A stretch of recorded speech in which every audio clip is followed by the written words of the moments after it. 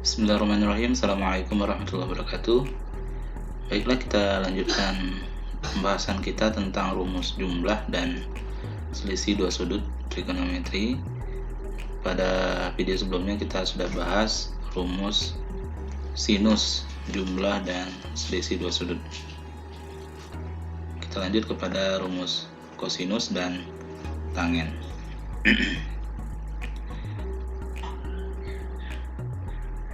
Oke, yang terlihat bahwa cos A tambah B itu sama dengan cos A dikali cos B dikurang sin A dikali sin B. Kemudian cos A dikurang B sama dengan cos A dikali cos B tambah sin A kali sin B. Jadi kita lihat kalau rumus jumlah pada rumus kosinusnya, jumlah dan selisih dua sudut itu kalau di sini tambah maka di sini kurang. Baliknya kalau di sini kurang maka di sini tambah. Beda bertolak belakang dengan sinus ini. Oke, kita cobakan contoh supaya lebih paham. Kita coba yang pertama yaitu cos 75. Nah, cos 75 ini merupakan jumlah dari dua sudut istimewa, yaitu 45 ditambah 30. Jadi nilainya dapat kita selesaikan dengan menggunakan cos A tambah B, sehingga cos 45 dikali cos 30 dikurang sin 45 dikali sin 30. Sin 45 setengah akar 2, cos 30 setengah akar 3, kemudian sin 45 sama setengah akar 2 sama dengan cos 45, kemudian sin 30 setengah. Kalau diselesaikan jadinya 1/4 akar 6 dikurang 1/4 akar 2. Kalau jika dikeluarkan 1/4 akar 2 dari dua bilangan ini, jadi 1/4 akar 2 dikali akar 3 kurang 1. Nah, itu berarti nilai cos 75 adalah 1/4 akar 2 dikali akar 3 dalam kurung akar 3 kurang 1. Next, yang B, cos 1/12pi. Ini sudutnya dalam satuan radian, kita ubah dulu dalam derajat. Caranya kita ganti pi dengan 180 sehingga ketemunya cos 165 derajat. Nah, cos 165 derajat ini jumlah dari dua sudut istimewa juga, 120 ditambah 45, sehingga sama dengan 120. Cos 120 dikali cos 45 dikurang sin 120 dikali sin 45. Nah, kita lihat bahwa cos 120 ini kuadran 2 ya. Ciri-cirinya yaitu ciri-cirinya adalah 120 itu sama dengan 180 kurang 60. Pada kuadran 2 itu hanya sin saja yang positif, sementara yang ini cosnya negatif. Jadi sama dengan negatif cos 60 atau sama dengan min setengah. Kemudian juga sin 120, itu saya bilang tadi, pada kuadran 2 ini sinnya positif, jadi sama dengan positif sin 60 atau setengah akar 3, sehingga kita ganti cos 120 sama dengan min setengah cos 45 setengah akar 2 sin 120 setengah akar 2 sin 45 setengah akar 2, sehingga kalau diselesaikan jadinya min 1/4 akar 2 dikurang 1/4 akar 6. Maka kalau dikeluarkan 1/4 akar 2 nya dari kedua ruas ini menjadi min 1/4 akar 2 dikali 1 tambah akar 3 ya. Nah, itulah nilai dari cos 1/12 pi.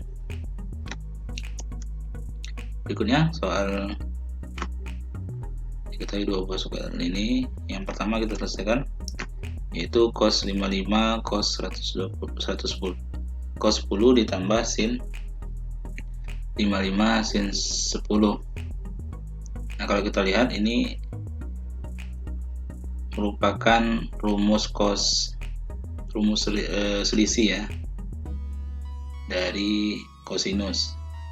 Selisih dua sudut, yaitu 55 dikurang 10 atau sama dengan cos 45. Nah, cos 45 udah kita hafal di luar kepala, yaitu sama dengan setengah akar 2. Nah, itu dia.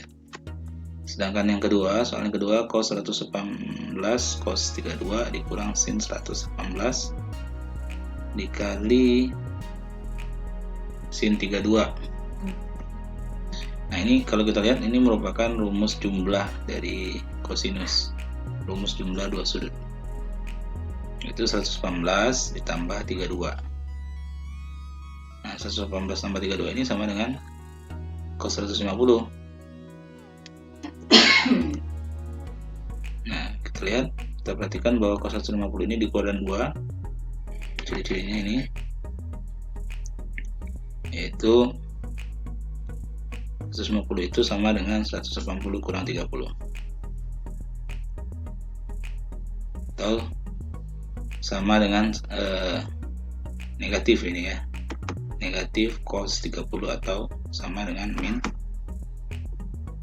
min setengah akar 3. Kita lanjut soal yang ketiga. Diketahui P ini sudut tumpul atau berada di kuadran 2 dan Q-nya sudut yang berada di kuadran 1. Sementara sin P-nya diketahui 20/29 dan cos Q-nya 8/17. Tentukan nilai dari cos P tambah Q. Cos P tambah Q itu cos P kali cos Q dikurang sin P dikali sin Q. Yang diketahui ini baru sin P, yaitu 20/29 dan cos Q 8/17. Oke, sekarang kita cari sin cos P dari sin P yang diketahui. Gimana caranya? Pertama kita buat dulu segitiga siku-sikunya. Kita ingat bahwa ini sudutnya berada di kuadran 2 dan ini sudut P-nya. Sin P-nya 20/29 berarti proyektor sin tor tum, proyektornya 20, proyektor per proyektum, proyektornya 20, kemudian proyektumnya 29 atau sisi miringnya. Dengan menggunakan Pitagoras, sisi X ini atau proyeksi kita tentukan dengan Pitagoras, yaitu E kuadrat tambah 20 kuadrat sama dengan 29 kuadrat. Maka E kuadrat sama dengan 841 dikurang 400 ya. 29 kuadrat ini 841, 20 kuadrat sama dengan 400. Sehingga X-nya itu sama dengan akar dari 441. Atau panjang X adalah 21. Karena ketiga segitiga siku-sikunya sudah lengkap, berarti cos P-nya sama dengan negatif 21/29. Karena kuadran 2 ya, berarti cos-nya itu negatif nilainya. Nah, berikutnya kita akan menentukan sin Q dari cos Q yang diketahui. Gimana caranya? Juga sama, kita buat segitiga siku-sikunya.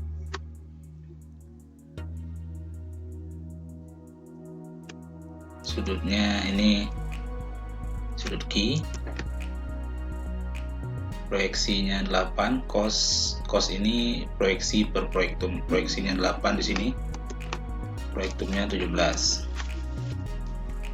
Nah, kita ingat bahwa ini sudut Q-nya berada di kuadran 1, sehingga Y-nya bisa kita cari atau proyektornya ini, yaitu dengan hubungan Pitagorasnya Y kuadrat tambah 8 kuadrat sama dengan 17 kuadrat, dan Y kuadrat sama dengan 289 dikurang 64, atau Y sama dengan akar dari 225, sehingga panjang Y yaitu 15 ya. Nah, selanjutnya karena sudah lengkap, sin Q bisa kita temukan, yaitu proyektor per proyeksi. Proyektornya Y per 17 atau sama dengan 15 per 17. Oke, cos P tambah Q nya sudah bisa kita selesaikan dengan mengganti cos P, cos Q, sin P dan sin Q nya ini. Nah, kalau kita selesaikan jadinya seperti ini, 21 kali 8 168 negatif 168 per 493, 20 kali 15 300, 29 kali 17 yaitu 493, sehingga kalau diselesaikan jadinya min 468 per 493. Jadi nilai cos P ditambah Q adalah min 468 per 493.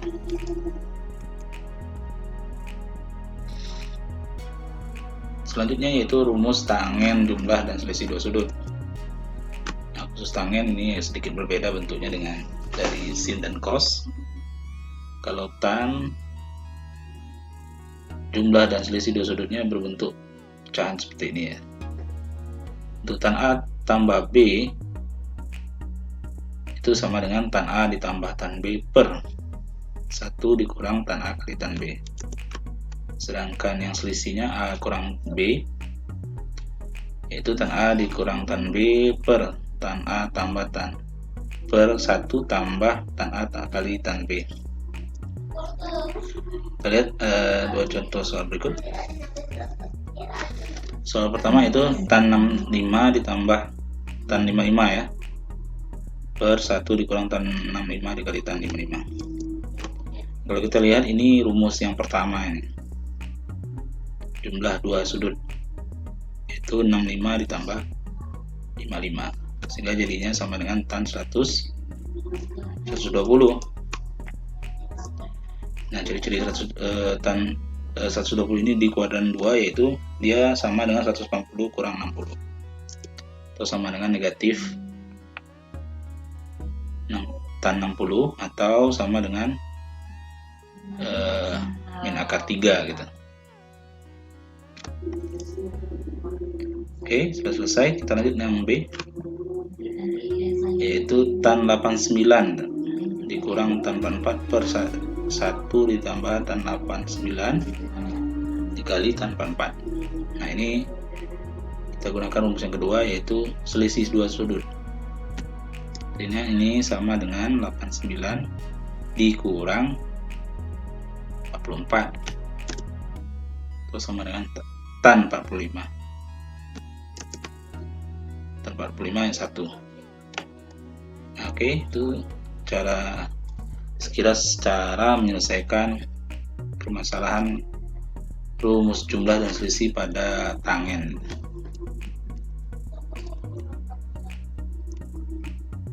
Oke, kita coba soal berikutnya yaitu tan 345. Nah, tan 345 ini jumlah dari dua sudut istimewa yaitu 300 dan 45.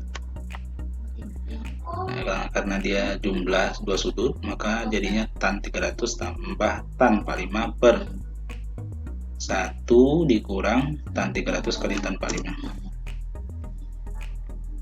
Tan 300 itu sama dengan negatif akar 3 dan 45 1. Nah, kalau kita ganti jadinya yang di bawah 1 dikurang min akar 3 dikali 1 ya.